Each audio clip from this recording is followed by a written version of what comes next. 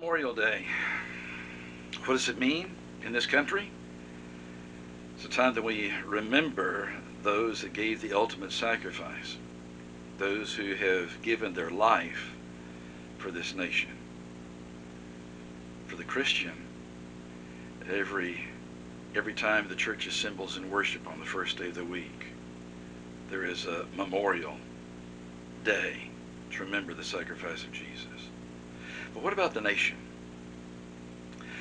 Has the concept of Memorial Day for the United States kind of lost its luster, lost its significance, lost its meaning? And why is that the case?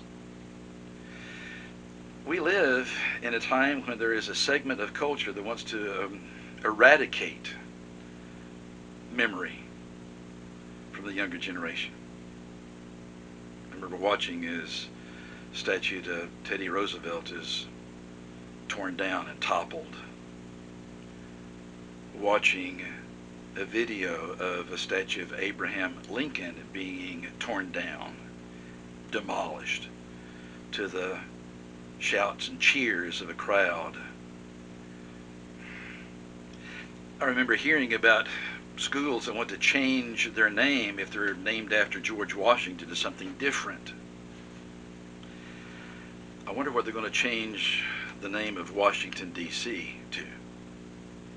Eradicating history. Tearing down memorials. If I forget the past, is that a good thing? Or something is foolish? And if it's foolish, should I be giving honor to the foolish? The time that we have together, I want to talk about those two words, honor and foolishness. Actually out of the Old Testament book of Proverbs. In Proverbs chapter 15, you find this statement. The last three verses. The ear that listens to life-giving reproof will dwell among the wise.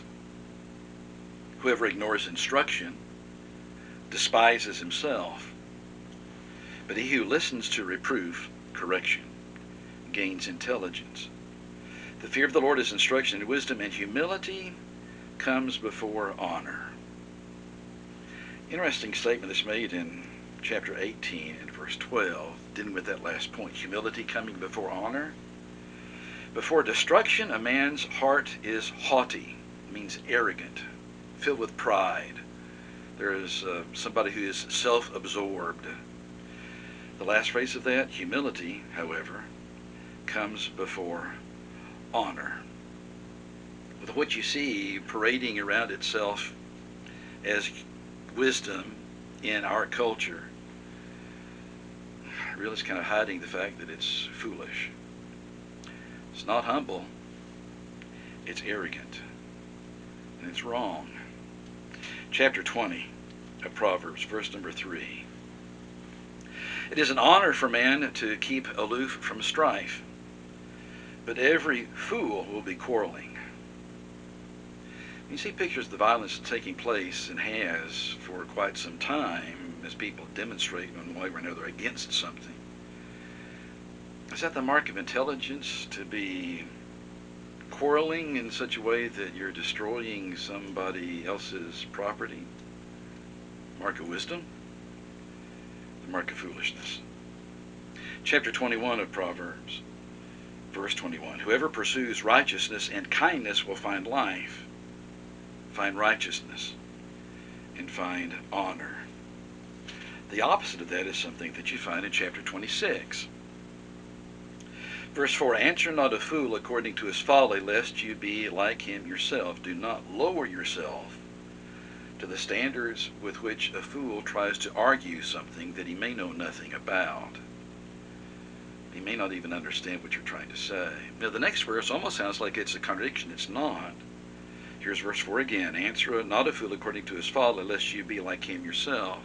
The next verse, answer a fool according to his folly, lest he be wise in his own eyes. Pick the right words,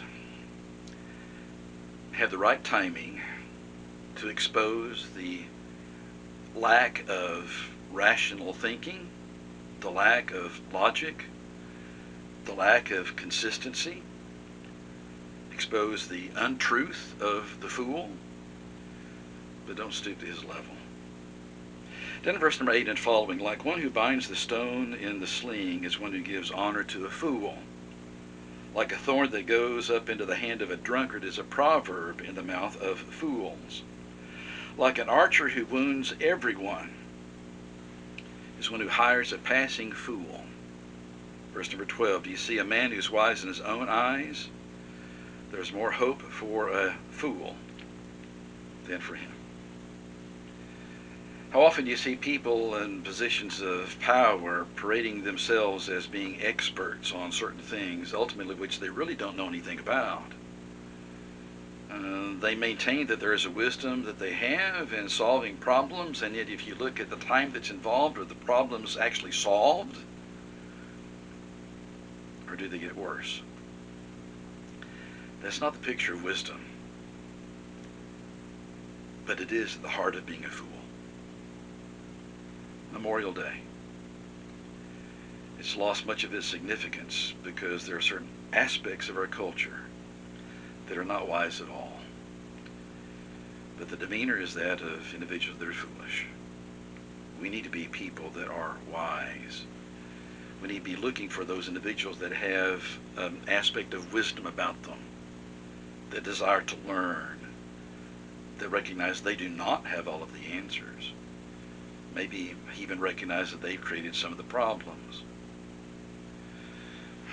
Honor needs to be bestowed upon individuals that actually have earned that honor.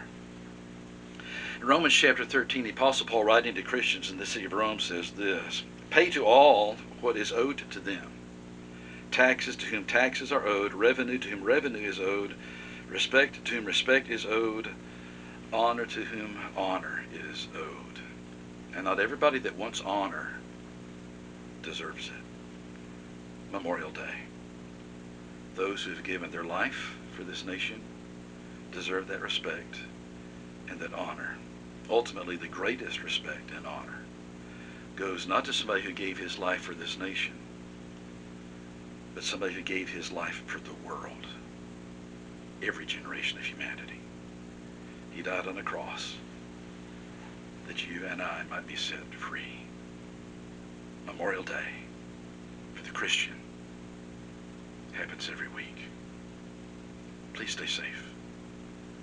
We'll talk again soon.